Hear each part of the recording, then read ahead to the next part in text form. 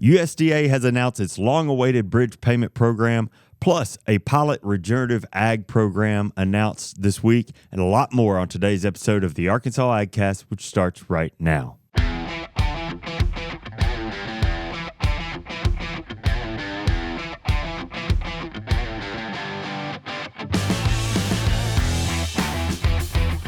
You're listening to the Arkansas AgCast, where we discuss the latest news, trends, and issues impacting Arkansas farmers and ranchers. Our show is brought to you by the Arkansas Farm Bureau Federation and hosted by Jason Brown and John Nickman. Howdy, howdy, howdy. Good morning. How is everyone? Cold. My hands are a bit frosty. I need some hot hands in here. Yeah. Maybe they can sponsor we us. could use a space heater. Yeah, that'd be nice. Yeah. I don't know that those are technically allowed in the building, but... Is it just me, anyway. or is it untraditionally cold at this beginning of the month? Unseasonably cold? Is that what you mean? Well, no. Or- I would say seasonally it should be this cold in December. But it seems like for the last several years it's still been pretty warm from into November and into December. Yeah, it has been. I mean, it's been cold for a while. Like frost cold. Yeah. I mean, I was thinking about that at convention last week. Like, generally, I do take a coat there, but I don't necessarily need it by the afternoon or the evening whenever we leave. Yeah. But it was cold the whole time. I mean, the last few years, I think going into December, I was still wearing a short sleeve shirt in the deer stand. oh, really? Especially in the afternoons. Yeah. Well, it's funny you mentioned that. I was just sitting here looking at the weather. And it is, we're going to sort of keep this cold pattern, especially this weekend. Good. If you're deer hunting this weekend, How cold? you're in for it. Well, first of all, Saturday here in town, Yeah. 80% chance of rain, high 52, low of 21. Low of 21. Yeah, I'm going to have to go to hardware store to get a space heater. I'm not going to do it. Sunday, the high is 34 and the low is 19. High 34 on Sunday? Yes, sir. Ooh, it's going to be good. Wow. Hey, what do they say? Oh, them deer will be moving now. Yeah. Something They like won't that. have a choice at that temperature. It's going to be chilly. It's going to be chilly. Yeah, and it's going to stay that way. Well, that's not true. The week of Christmas, it looks right now, at least, it looks like it's going to bump back up into the 60s, high 50s. Week of Christmas, which is a bummer because I like it being cold at Christmas. How many snow Christmases do you think y'all have had in your lifetime? The last one I remember, I lived in Jonesboro. It was Christmas Eve and started snowing. And I called my dad, and he said, yeah, I don't know that I remember a Christmas where it was snowing. I couldn't tell you what year that was. It was pre-2007. Yeah. Yeah. How about you? Do you remember one? I don't recall one right off. Yeah.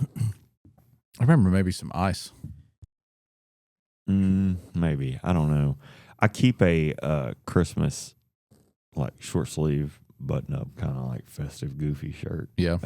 I keep one of those and I've worn it more years than I can count. Short sleeve shirt and shorts or pants, on Christmas because it's usually pretty moderate. I recall more snow January, February, and March. Oh, now than I do around Christmas. I can definitely tell you about the spring breaks, which we've had snow. Yeah. Yeah. Used to do a camping trip with my buddies, and I remember one we were headed to a cabin, and it snowed on us all the way there. We were in a Jeep, and we're lucky to be in one.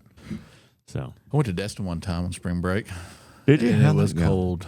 We had one day of sun, and I think the rest of the week it was either cloudy or it rained, and it was cold. I think a lot of people are surprised how cold it gets. And I won't do that again Right. for that time of year. You really are rolling the dice. We did a spring break trip the year I came to work here to the beach. It was 2021, and half the days were great, sunny, swim trunks, playing games on the beach, whatever. Yeah. And half the days were pretty chilly. Yeah. I mean, you're definitely wearing a jacket in the mornings, but I think if you're going to spend the money to go to the beach, spring break's not the time. No. And I'd it rather can go often skiing. be rainy down there. Yeah, it'd be rainy. Be quite treacherous. Yeah, exactly. So I pulled up, it is, we briefly mentioned Christmas and the holidays. Mm-hmm, mm-hmm. One thing we haven't talked about, we've been really busy. Yes. We probably have talked about that. We seem to gripe about being busy all the time. I do. But one thing that we haven't really talked about is our holiday schedule. We've been keeping it pretty regular, but listen, next week, I think, is that period of time where people are going to start kind of being out for the holidays. Yeah. I know you've got some plans. I've got some plans. And so I think this week, today's show is probably going to be the last show of the year. I think that's a good idea. Traditionally, would go to next week, Mm-hmm. but then we'd really be done till the beginning of the year anyway. So you're not getting shorted too bad. Me? No, just our listeners. He didn't seem too broken up by it. So him? him. No. Busy. He you know what? He texted me this week and said, "Are we doing a show on the 18th?" I said, "I don't think so, based on the calendars as I understand it." He said, "Good." One word back. Good. It's true. And then he starts loading us up with these calendar invites. I'm like, oh, that's why. He wasn't just trying to get out of the show. Yeah, I've set a goal. I want these farm visits for the 2026 farm trail done by Christmas. Yeah. And I've got a week and a half before I've got Christmas plans. So yeah, I didn't want to do it. And other people got things going on too around Christmas, like you just said. So leave that week before Christmas open. I think, knock on wood, I'm going to knock them out and finish this Farm Trail Roadshow I've been on for the last 2 months. By the 19th? That'd be next 19th, Friday. 18th. A week from tomorrow. I'm hoping the 18th will be the last day. Okay. All right. Yeah. Nice. Are you planning to take some time off? I am. Okay. We've got to travel. Luckily, all of our families in the Delta for the most part. Yes. Their Delta is a long stretch of geographical area. Large area. That is a large area. So we'll be between Helena, Stuttgart, McGee, and Little Rock. Or I should say Winchesterton, Fieldville. Starting on, I think, the 20th. Speaking of Winchester, I was talking to an ag pilot down there, from down there last night, and he knew your sister and brother-in-law. Probably. It's a small world down there. It is, and I think his place is at Winchester. Probably. There's about 6 people there. Yeah. Well, 6 homes. Last Might name be 12 people. Last name of Baker. Trying to think of what his first name was, but anyway. Yeah, we'll do the McMinn Day Etosh Christmas Roadshow there. Okay, all right. That week, I should say. Yeah. So, what about y'all? Yeah, I'm gonna take some time off, and we've got some stuff planned. I mean, we're gonna head over to the Delta as well. Mm-hmm. Maybe down south a little bit. You gonna take the RV? No, that bad boy's winterized and put away, tucked away for the winter. We did do that for Thanksgiving. Okay. That week of Thanksgiving, though. And I'm glad I winterized it because usually I can wait till January. Yeah. But I'm glad I got that knocked out. Good. Because what happens usually is all of a sudden it's going to be cold and you're rushing over there. Or you try forget. And get it done. Yeah, you don't want to forget. I can tell you that. Are y'all going to move around? You going to take some time? You going to get any downtime? Gonna get some downtime. Are you? Good. Gonna spend a little time with grandkids. That's great. Yeah. You need a few more? I'll send them your way. Yeah. More than 7? Yeah. Sure. Yeah, I think he's loaded up. Let's just make it 9. How about that?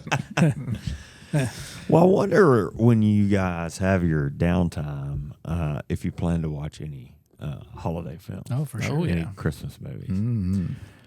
I really wish I would have thought about this before, sooner, I'll say. But I have found several holiday movies brackets, and which are really, really throwing me off. I'm just going to Do you disagree with them? Yeah. Well, a few of them are filled out. They're completed. Okay. And I don't know. I thought about doing that. I kind of enjoyed that Thanksgiving deal that we did where you had to pick one and the others go away forever. So I thought about doing that. I've been thinking about that all morning.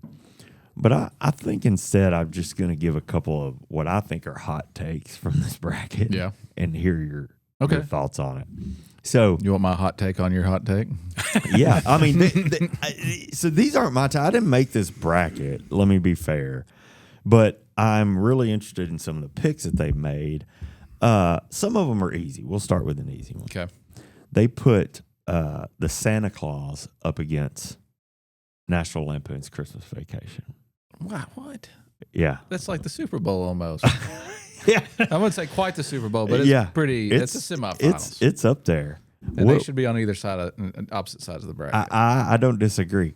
Which would you choose if you were picking one of those? And this is not the other goes away forever. I'm just saying in your bracket, which would you advance? And this is Tim Allen's Santa Claus, right? That's right, Tim Allen's, which is really good. It's one of my favorites, if not the favorite.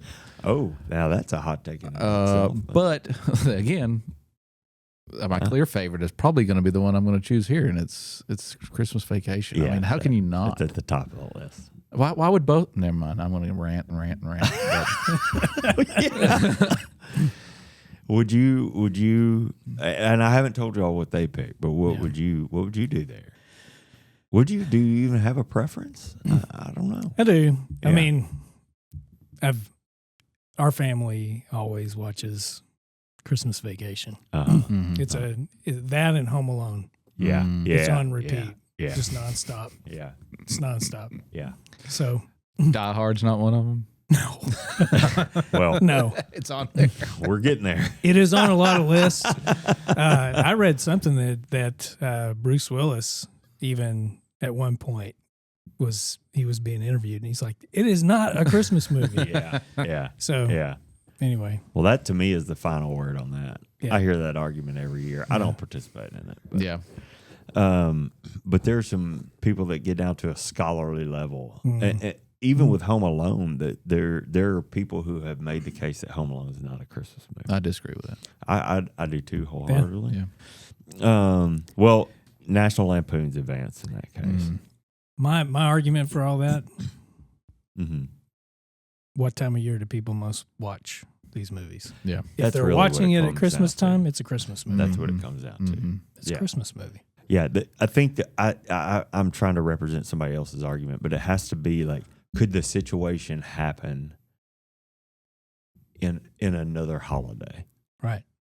And the answer to that question is yes. Yes, but And that is for that reason they try and disqualify Home Alone.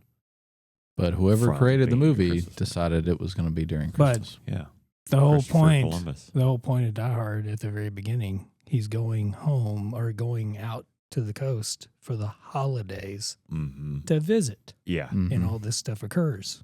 which really puts you in an interesting position if you subscribe to that theory, because that actually makes Die Hard potentially a Christmas movie over Home Alone. Which I'm not making that case, but it's just like, yeah. Anyway, it's just, I don't know. It's interesting. But aren't they going on vacation for Christmas? They are. They are, For the reason of Christmas. yeah. But I think the point is even if they're going on summer vacation, I'm not advocating for that position. I'm just saying it's interesting. It makes you think. Home Alone versus Home Alone 2. Home Alone 2 he was in New York City, right? Yeah, Correct. Yeah. One, yeah. Yeah, The original. the OG. Mhm. I don't know. The second one's good. The hotel and all that. Yeah, Yeah. the bricks. Yeah. The brick throwing. Yeah.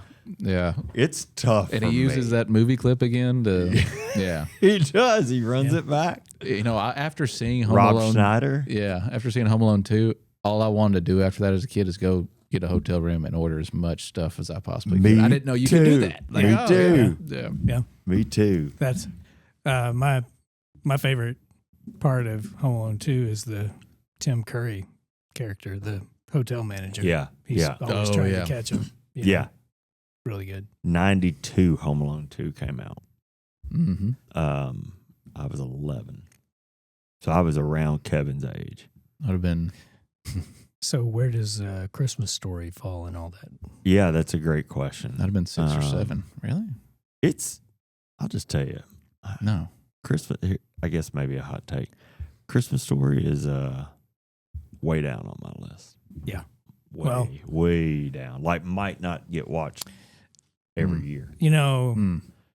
Many people who have visited the office know that my office has a lot of items in it, and the things that I've collected over the years or that have been gifted to me, from people because they think I want it, for one reason or another. Right, it's just a lot of clutter to a lot of people. But sure, one of those items happens to be, the little bobblehead things. Yeah, it's the lamp. I was going to say, I was like, Christmas Story. And I don't remember seeing that lamp in your office, but I think that's what he's getting at. No, it's a little bitty mini lamp. Oh, okay. But it's solar powered, and it sits there and wobbles. So. Yeah. Fragile. Yeah, fragile. Yeah, fragile. They had it up against Miracle on 34th Street, and they won. The Christmas Makes Story sense. did? Mm-hmm. Yeah. I mean, it's tough when you're up against a black and There's so when a many black Christmas and white movies out there. is Never. Yeah, there's a lot. I love them. I allowed Marilyn to watch Christmas Vacation for the first time this year. Should she? I don't know. Yeah, but she loved it. She actually liked it a lot. Mm. And I thought she might kind of roll her eyes at it, but she didn't. She liked it. So, when you can sit there and quote every single line, like verbatim the whole time it's happening, maybe you've watched it a little too many times. yeah, I usually start it once. Yeah. I usually watch it once or that week of Thanksgiving when we're on that trip. Yeah. And then I'll usually squeeze in a couple more. Yeah. Before My Christmas. dad sent me some a text the other day about the new Razorback coach, just letting me know that it had happened. Yeah. And I sent him that meme of Cousin Eddie saying, "You serious, Clark?" Yeah. Yeah.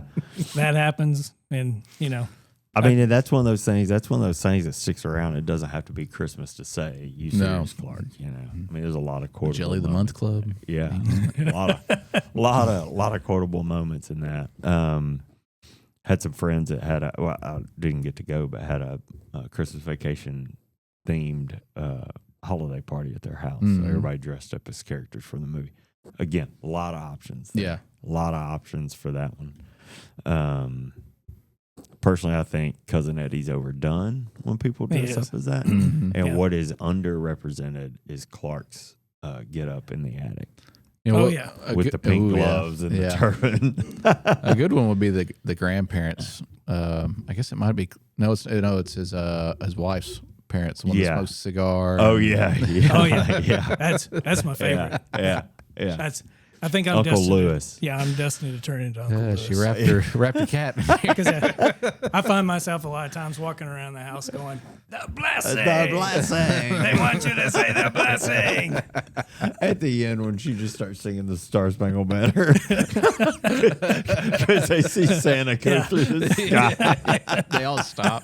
Yeah, they all stop. Even the police who had come over, they're all like, "What a movie!" That's a great movie. And I don't think it's one I watch. Netflix did that behind the scenes or making of the movie or whatever, and they did Elf, Home Alone, and Christmas Vacation.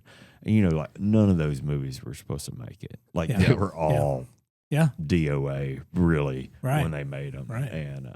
And thank goodness things turned out differently. Yeah, I'll say absolutely. That, But anyway, well, that's fun. I hope y'all get to take in some of those movies, laugh with your family. That was it? Eat That's the some end of good that? Snacks. Well, I figure we better move on. Yeah. You got a tight schedule. I We've do. got busy. We've got a lot of news to cover today. There is a lot that has happened in the world of agriculture this week. So I wonder, should we not just get on to it? Yeah, I can go ahead and start if you would like. Yeah, sure. Let's do that. So let's talk about this is what, a week ago, 2 weeks ago? Oh yeah. Been about 2 weeks. Yeah, I think it's been about 2 weeks.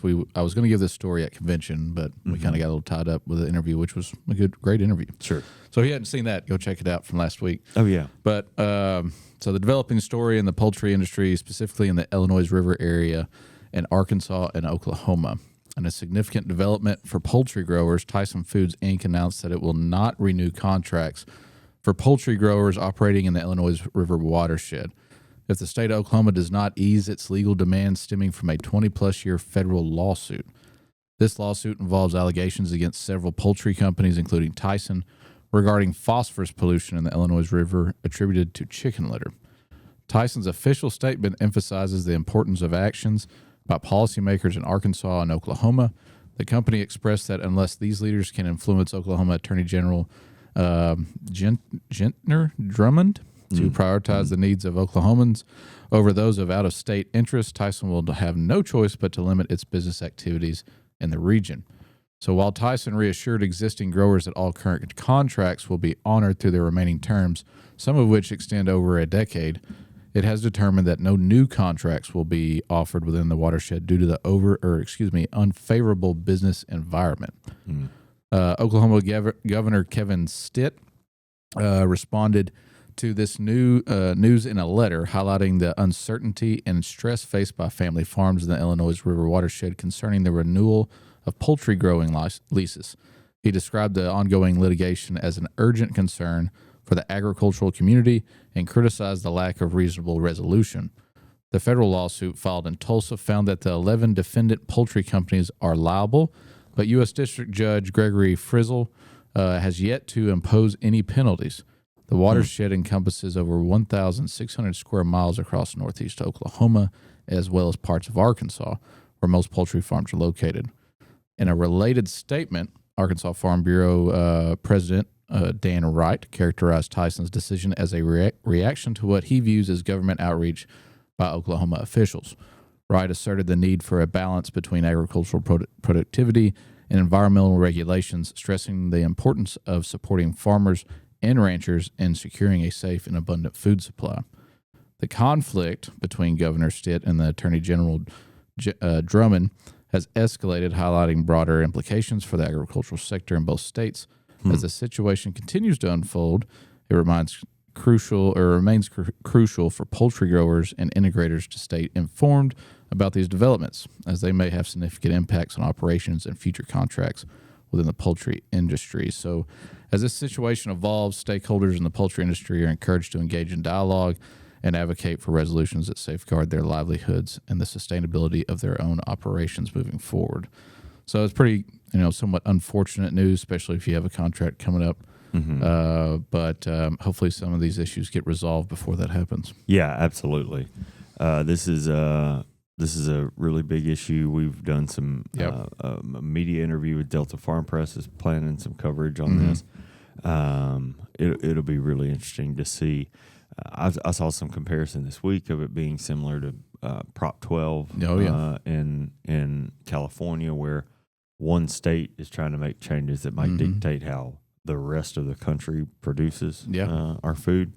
So I think we've not heard the last of this. No way. And unfortunately, the farmers are in the middle of it. So yeah, they're the ones taking the punches. That's right. All right. Well, tease it at the top of the show, but this week farmers finally learned about the fate of that bridge payment that we've all been asking for from the administration for several months. We have the details on that.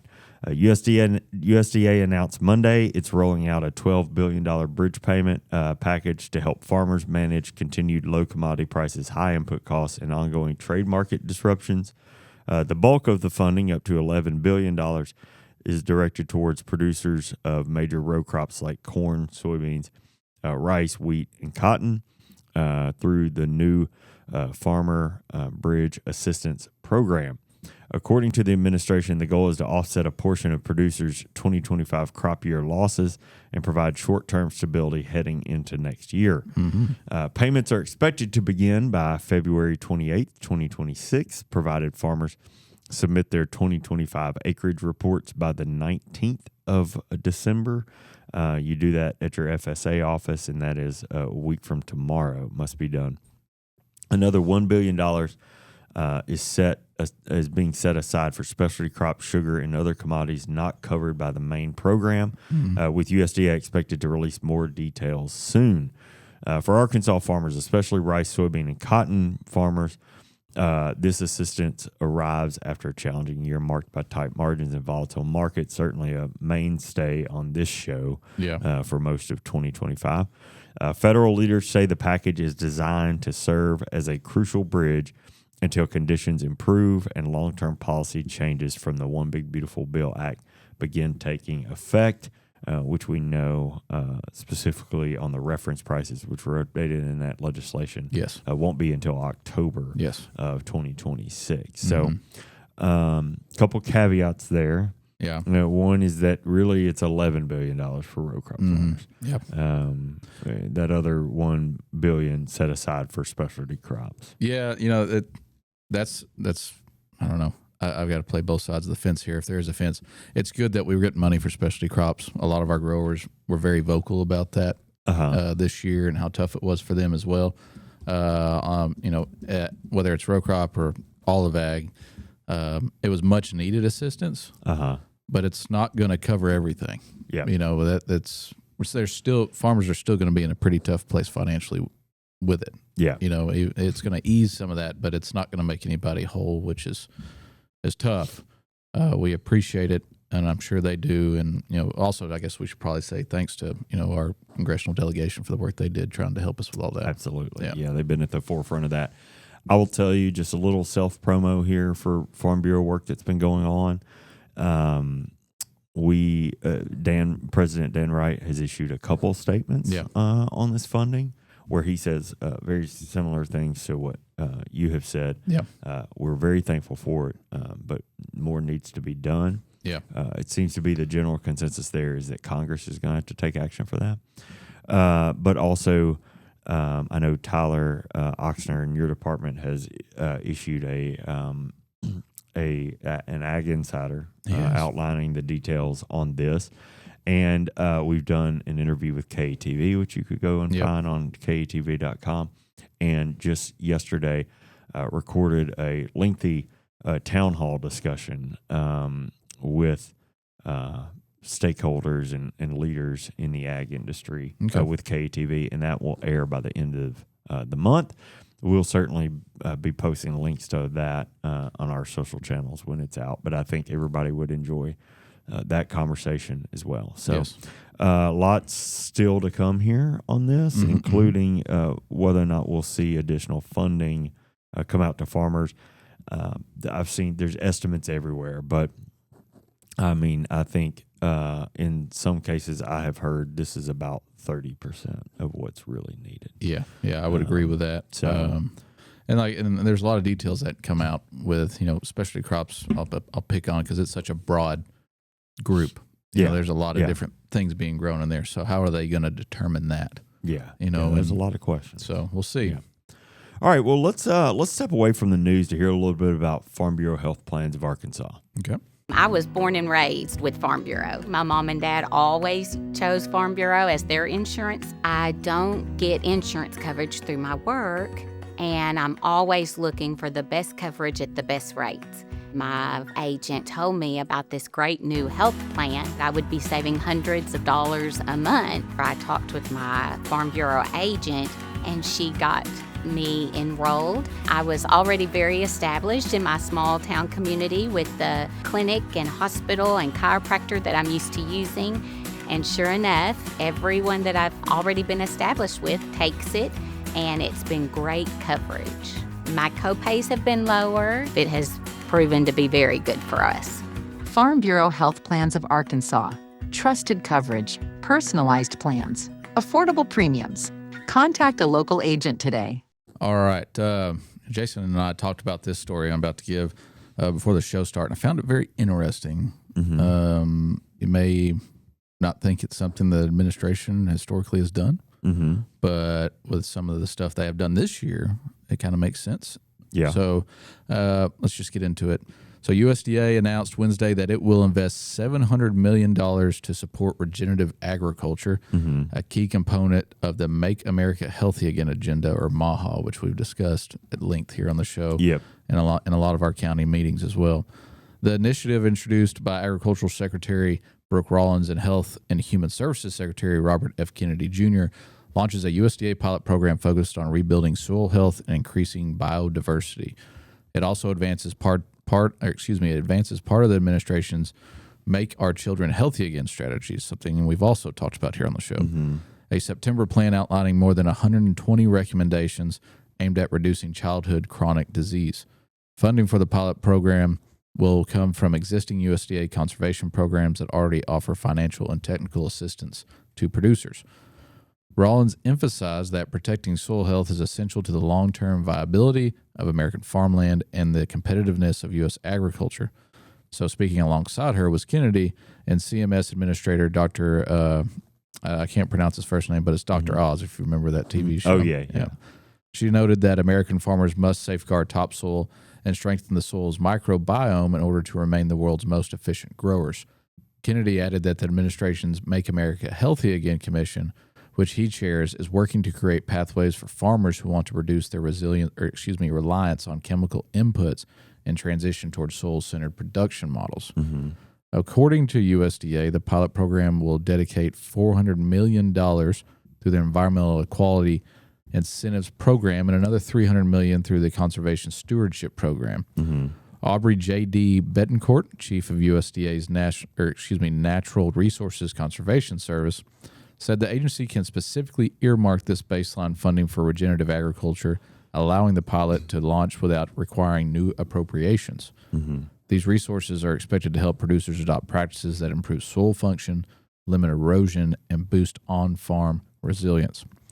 Rollins, lastly, also highlighted plans to bring corporate supply chain partners into the effort using a 2022 law that allows USDA to channel private sector contributions into conservation initiatives. Betancourt said the pilot is designed to link farmers' voluntary conservation actions with market opportunities, giving producers clearer recognition and value for the improvements they make on the land. By connecting farm-level stewardship to the broader supply chain, the program aims to alleviate regenerative practices from individual fields all the way to the consumer marketplace. Interesting. Yeah, I thought it was pretty interesting. I wonder, I don't think all the details have been published for that program by any means, but what I said earlier was kind of like, what if you're already doing no-till practice on your farm, your row crop farm? Yeah. Are you going to qualify for some of this program? Right, or does that be a new practice, essentially? Yeah. Yeah, that's interesting. Or is there something very specific they're wanting you to do? So yeah, right. It could be an opportunity. I don't know yet, but we'll keep y'all posted for sure. Yeah, absolutely. All right. Well, last story I've got today is it's another USDA story, but it's about changes to that crop insurance safety net for farmers, which USDA announced these changes. I believe it was last week, but the changes will be effective with the 2026 crop year. According to the administration, the changes are meant to streamline requirements and update policies to make it easier for farmers to secure essential risk protection. Notably, the 1 in 4 rule for prevent planting payments has been loosened, with farms no longer being required to have been insured in one of the previous 4 years to qualify, as long as the land was planted and harvested or experienced an insured loss when eligible. USDA says reporting requirements have been simplified too, meaning farmers who switch insurance providers will be able to submit their production reports directly to the new provider, which they say will reduce confusion and paperwork. For beginning farmers and ranchers, eligibility under the updated program has been extended from 5 to 10 crop years, giving new operations a longer runway of access to crop insurance support. Yeah. Premium subsidy rates for these growers have also been updated to provide better support in the early years of operation. Really, there's a lot of changes in here. There's a lot more to go over that we frankly just wouldn't have time to do today. Yeah. But you can get all the details at USDA.gov. USDA officials say the revised insurance framework reflects farmer feedback and aims to strengthen the farm safety net.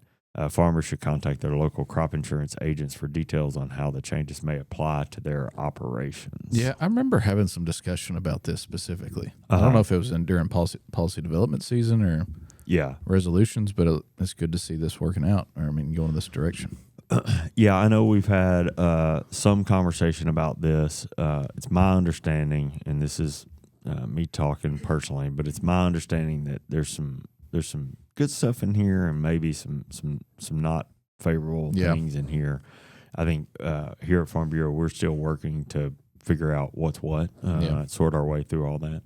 Last I was told, but anyway, the changes nonetheless that need to be reported on, because that's what we do. Absolutely, report the news.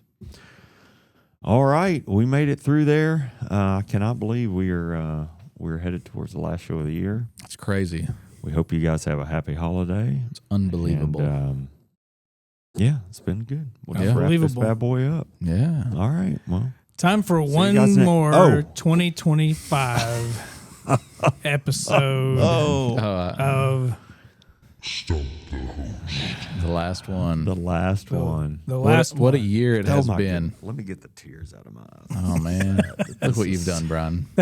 I would like for any of our listeners to pull up a tally sheet of how many have been missed versus how many have been guessed correct. I don't think we'd be passing to the next grade. I imagine there's several pieces of paper on that list. Well, anyway, I have a full gamut, so you can pick literally any category you wish. You don't have anything Christmas themed? No Christmas themes. If I had known this was officially the last one of the year, I would have done that. That would have been fun. That would have been fun. Well, yeah. You want to take the first run at it? I guess.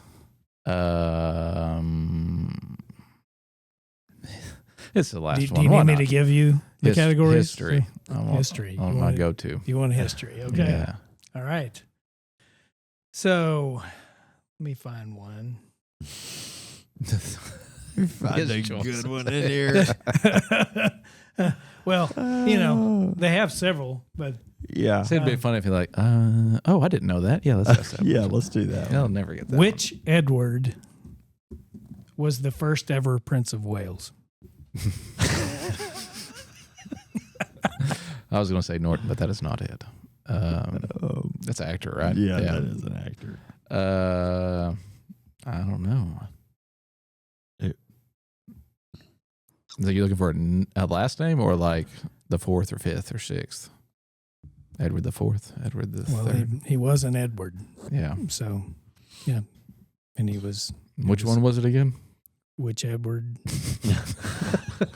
Trying to trick you. Which Edward? The hint is in the name. Which Edward was the first ever Prince of Wales? Edward. Just the first. You got part of the answer right. Yeah, how about that? What do you think? I think it's Edward the Third. Are you looking for a name or a number? Are you looking for his last name, his surname? No. No, Wales is their last name. Oh, okay. So, and ask the question one more time. Which Edward was the first ever Prince of Wales? Edward. It was just Edward. Edward. It wouldn't be the first because he doesn't, at that point he doesn't have any offspring, right? Well, so I don't know. Give us first the ever answer. Prince of Prince Wales. Edwards. Prince Edward. Yeah, Prince Edward the First. It would be the second. Second. Yeah. Oh, because the he's a first would have prince. been the king. He's a prince. That's good. Yeah. That's good. Yeah, Got to use the old kidneys on that one. it's tough. Wasn't that a prank phone call back in the day? It very well could be. No. I think it was. It's like, do you have Prince Edward in a can? Yeah, Prince Edward in a can. You better let him out. Let him out. All right. So, arts, you could have more history. There's general geography, entertainment. Entertainment. Ooh, entertainment. Okay. What is the name of the first single by the Korean girl group Red Velvet? What's so funny? Hit Explain me baby yourself. one more time. No. I could have told you that one.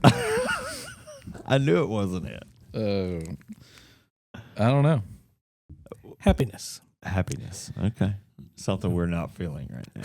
I'm in a pretty good mood. Just for being wrong, I'm pretty happy. You know. So, All right. Una más? No. No? You're done? I got skedaddle. Oh, Geography. okay. Yes. Let's do Geography. I'll give you one chance to get one. Okay. I don't need another chance to get something wrong. What U.S. city's airport code is MCO? MCL. MCO. MCO. My gosh. I know this. I've flown through MCO. I don't know. It's not Charlotte. Minneapolis. No. Massachusetts. Nope. It is Orlando. Florida. Orlando. That's it. That's it. Makes no sense. That is it. Mickey Mouse. Yeah. That's Mickey Mouse Orlando. Could be. maybe that's Scored. it. So you guys scored a goose egg Yeah. Well, on we your went last out. show of the year. Hey, went we're out on top. traditionalists here on the show. Yeah, that's right. We are, aren't we? All right. Well, listen, that wraps up the news for this week and for this year. Thank you for following along with the Arkansas AgCast. We're grateful for you taking the time to watch and listen. Yes, we are. Remember, you can catch new episodes of the show every Thursday afternoon. Find video episodes on Facebook and YouTube. Listen to the audio version wherever you listen to podcasts. And make sure to subscribe and leave us a review when you have a few extra minutes. The Arkansas AgCast is brought to you by the Arkansas Farm Bureau. I'm Jason Brown. And I'm John McMinn. And we'll see you next week. Merry Christmas. Next.